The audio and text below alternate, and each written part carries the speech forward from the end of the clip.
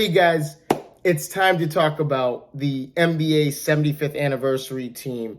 Obviously, there are some players on this team that made the list that shouldn't be on the list, and there are clear players that should have been on the list and didn't make the list. Welcome back. Sports Runs on Diesel here with you. Let's get down to business here. I'm going to start with the players that made the list that shouldn't be on it. There's some questionable ones, but there was really only 2 to 3 players that I really questioned that's on this list. First off, we're going to start with Damian Lillard. We know he's a 6-time All-Star. We know he's 6-time All-NBA. We know he's made big shots in his NBA career. We know about the shot that made Portland go to the second round of the playoffs over the Houston Rockets. We know about the shot he made over Paul George in the playoffs. The 37-footer. We know about the big, we all know about Dame time. The players that have made this list, I'm not saying they don't deserve to be on this list. Everyone from the NBA 50 list made it to the NBA 75 list, which I completely and totally agree with, because you can't tell the story of the NBA without talking about the 50 greatest players that were announced 25 years ago. You can't tell that story without those 50 players. I know there's some players on that list that did not get, that were not on that list 25 years ago. And some of them that weren't on that list 25 years ago didn't even make it on the NBA 75 list. But we're going to get to that. So we're starting with Damian Lillard. We know he's averaged just under 25 points a game for his career, 4 rebounds, just over 6.5 assists a game for his NBA career. Great player, great shooter. I mean, the guy can shoot inside half court. We all know Logo Lillard. That's what his nickname is. Dame time, but Damian Lillard is my starting place here when it comes to players that shouldn't have made this list, because like I said earlier, there are clear, more obvious choices to pick than Damian Lillard. Second, number one. So he's number one. Number 2 was Anthony Davis. I did not like the pick of Anthony Davis. I thought that was absolute hogwash. Whoever picked Anthony Davis and Damian Lillard to be on this list, they all need their head examined, because I did not like these 2 picks at all. Anthony Davis, we know what he has done in his NBA career. We're talking about an 8-time All-Star, 4-time All-NBA, 4-time All-NBA defense, 3-time block leader. We know he's won a ring with the Los Angeles Lakers in 2020. But if you look at his career stats, 13,000 career points, 6,000 career rebounds, and over 1,000 career blocks. And there are 3 centers that come to mind that could have easily been picked over him. Number 1's Dwight Howard. And someone made a case for Dwight Howard on Twitter. And I'm telling you, I saw the numbers. I couldn't believe it. I was like, why isn't Dwight Howard on this list? Because when you look at Dwight Howard's numbers, 8-time All-Star, 8-time All-NBA, 5-time All-Defense, 3-time Defensive Player of the Year. Remember that one, because Anthony Davis has not won a Defensive Player of the Year award. We're talking about a 5-time rebounding champ, 2-time block champ. Obviously, he won the NBA title with the Los Angeles Lakers in 2020 as well. We know he had that finals run in 2009 with the Orlando Magic. And, of course, they lost to Kobe Bryant, Paul Gasol, and the Los Angeles Lakers. But this guy has scored over 19,000 career points, 14,000 career rebounds, and has blocked over 2,000 shots in his NBA career, which is top 10 all time. And to think that he's not considered to be on the NBA 75 list, you know what? All you people who voted him in, you know what? That's okay. You got to think of Ben Wallace and Dikembe Mutombo. Dikembe Mutombo and Ben Wallace are tied for the most Defensive Player of the Year awards all time. They both won 4. And Mutombo, 8-time All-Star. He is the number 2 shot blocker in NBA history, obviously behind Hakeem Olajuwon. And then Ben Wallace. The case for Ben Wallace is 1,088 games played is the most games played all time by someone who was not drafted. So think about that. We know Ben Wallace was an NBA champion with the Detroit Pistons, 4-time All-Star, like I said, 4-time Defensive Player of the Year, which is the big one, 9-time All-Defense, 2-time rebounding champ, 1-time block leader. I mean, if you take Anthony Davis on this list, obviously we have three choices right off the bat that you can replace at the center position / power forward position, especially Dikembe Mutombo, who's second all time in blocks. I mean, I don't know how he's not on this list, but Anthony Davis needs to go sit down somewhere because he ain't even playing well with the Los Angeles Lakers right now. So I don't know why they reward him with the 75th anniversary team election. I did not like that at all. I mean, there's other questionable ones. I put Russell Westbrook, James Harden, and Kawhi Leonard on here, but clearly you could make a case for Russell Westbrook. I left him off of the players list that needs to be replaced, but because, like, let's be honest here. This guy has 4 seasons averaging a triple-double. The only other player to do that, we all know who the other player was to do that, was the big old Oscar Robertson back in the 70s. So it's like, Russell Westbrook, I left him off the list. 9-time All-Star, 9-time All-NBA, 2-time scoring champion, which no one talks about with Russell Westbrook in his NBA career. Oh, the guy can't score points, blah, blah, blah. He's a brick house, blah. He led the league twice in scoring. 2 seasons he led the league in scoring. Obviously, he's won the MVP. Another thing Anthony Davis hasn't won.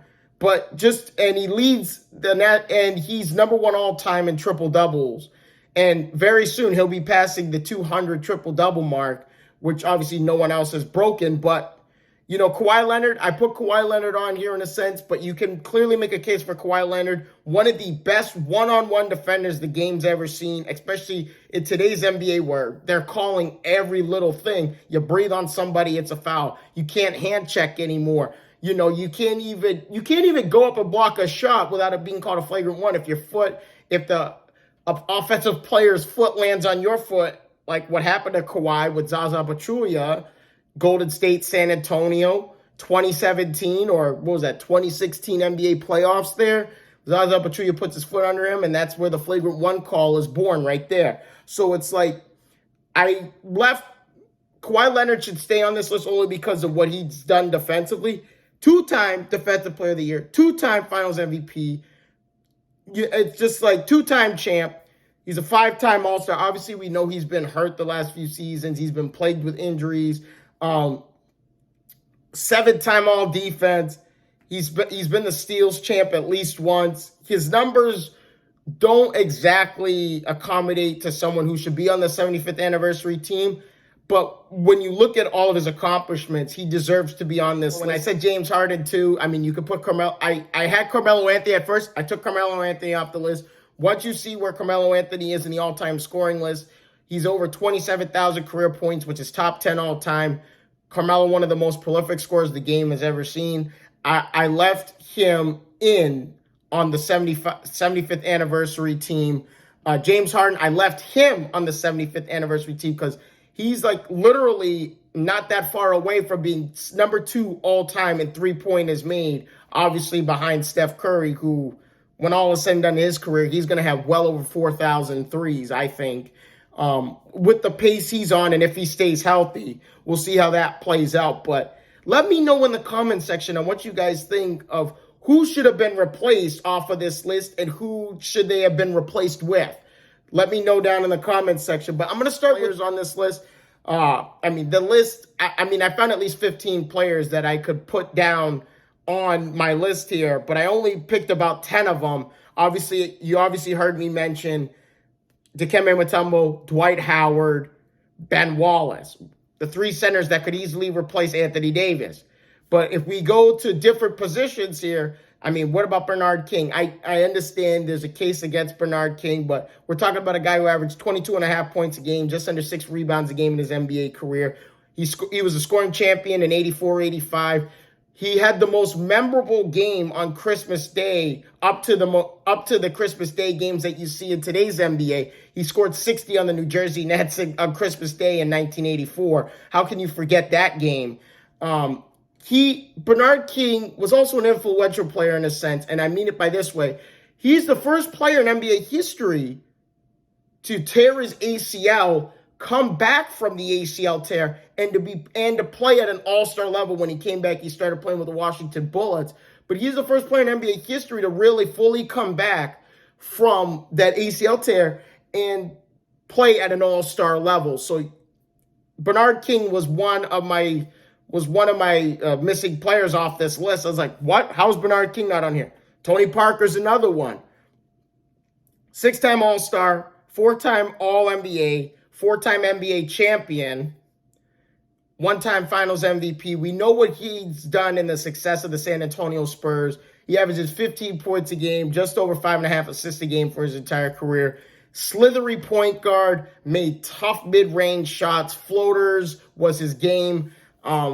Obviously, him and the big fundamental, and obviously Manu Ginobili, the big three there in San Antonio. I mean, how could you leave Tony Parker off this list? You could consider him on this list as well. One of my big ones was Vince Carter. Vince Carter is one of 3 players in NBA history to record over 25,000 career points, 4,500 assists, 800 blocks, and 500 three-point made attempts.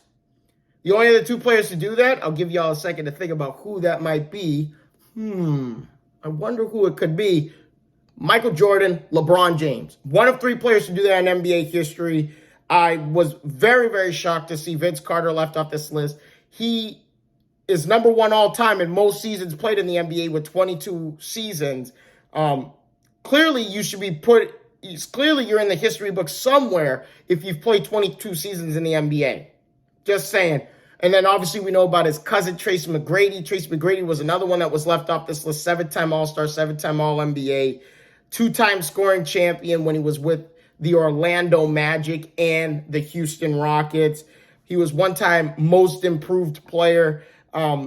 Just under 20 points per game average, 5.5 rebounds, just over 4 assists a game for his career. I mean, Tracy McGrady, one of the sweet shooters of the modern generation of the NBA, could go up there and dunk on people, could make the jump shot, can make clutch shots. We all know about Tracy McGrady's 13 points in 40 some odd seconds or something like that, leading the Rockets to a comeback victory over the San Antonio Spurs. I mean, you could have put Tracy McGrady on this list.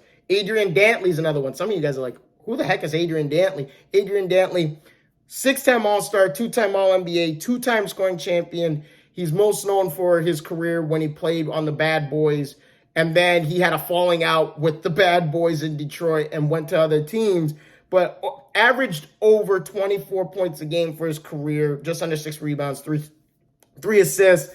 Adrian Dantley could easily have put him on this list as well. Another one of my big ones, alongside Vince Carter. Vince Carter was 1A. Alex English is 1B, the great guard and small forward player in the 1980s for the Denver Nuggets. Alex English, when he retired in 1991, was 7th all time on the scoring list in 1991. Right now, currently in how prolific scoring is nowadays, he's now 20th on the all-time scoring list. But here's the thing. People think, oh, Jordan's done scoring stuff that no one else has ever done. Wrong. Alex English was the first player in NBA history to score over 2,000 points in 8 straight seasons. Then Michael Jordan came and did it again. But you have to think about it that way. Alex English was like the MJ. Okay. There's no comparison, let's be honest here. There's no comparison between Alex English and MJ. But Alex English, scoring-wise, was like Michael Jordan in a sense. He could do it all on the offensive end. And to think that he wasn't considered to be on the 75th anniversary team just blows my mind. So Alex English, 1B to Vince Carter's 1A. And then 2 other guys I put on this list. Chris Mullin, the sweet shooting left-hander. Run TMC, Tim Hardaway, Mitch Richmond, Chris Mullin, 5-time All-Star, 4-time All-NBA, averaged just over 18 points a game for his NBA career. Wasn't the most decorated player, but was one of the sweetest sharpshooters in the game at his time in the 90s, especially with that Warriors team. What a fun team to watch, those early 90 Warriors teams. With Run TMC. And then last but not least, who also I put on here was Artis Gilmore. Artis Gilmore is a player who played in the late 60s and 70s, going into the early 80s. 11-time All-Star. Everyone talks about his days in the ABA. 5-time All-ABA, because that's where he's most known for. 1-time ABA MVP, 5-time All-Defense, 1-time ABA champ, 4-time rebounding champ in the ABA, averaged over 18 points, 12 and a half, just under 12 and a half rebounds, and averaged 2.5 blocks for his career. Artis Gilmore played for San Antonio, played for the Chicago Bulls later in his career. But that's my list of players that I think could easily be considered on this list and did not make the list. Obviously, there's more than just those guys. But let me know in the comment section down below, who are you replacing and who are you replacing them with? Thank you guys so much for your time. I appreciate your time. If you guys have not already, please leave a like and subscribe to the channel. Thank you guys again so much. I hope to see all you guys in the next one. Deuces.